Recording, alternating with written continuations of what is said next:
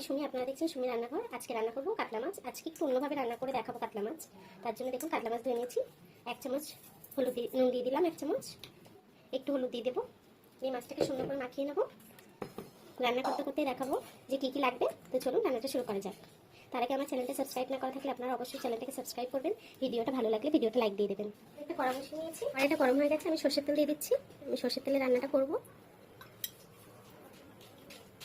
তেলটা গরম হয়ে গেছে, এখন নুন হলুদ মাখিয়ে রাখা মাছগুলো ভেজে নেব।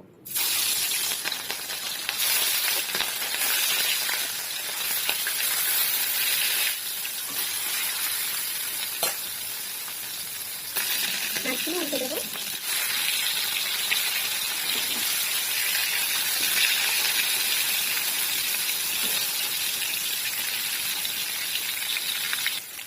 মাছটা ভাজা হয়ে গেছে, মাছগুলো তুলে নেবো।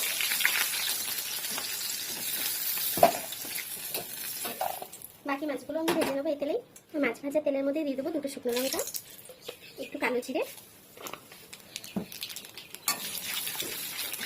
দিয়ে দেবো সর্ষে পোস্ত বাটা,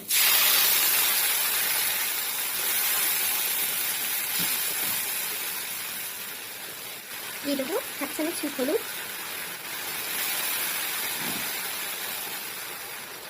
দিয়ে দেবো স্বাদ মতো নুন,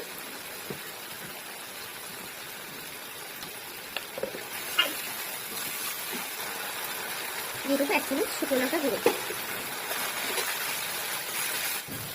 দেখুন মশলাটা কিন্তু তেল ছেড়ে এসছে। এখন নারকেলের দুধ নিয়েছি আমি, 1 বাটি বড় বাটি নারকেলের দুধটা দিয়ে দেবো।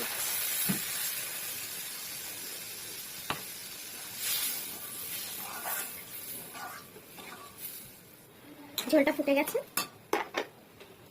সামান্য একটু চিনি দিয়ে দেবো।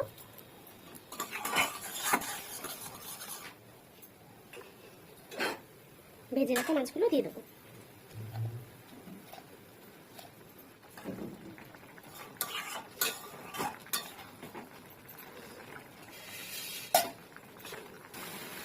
তরকারিটা কিন্তু হয়ে গেছে, এখন নামিয়ে নেব।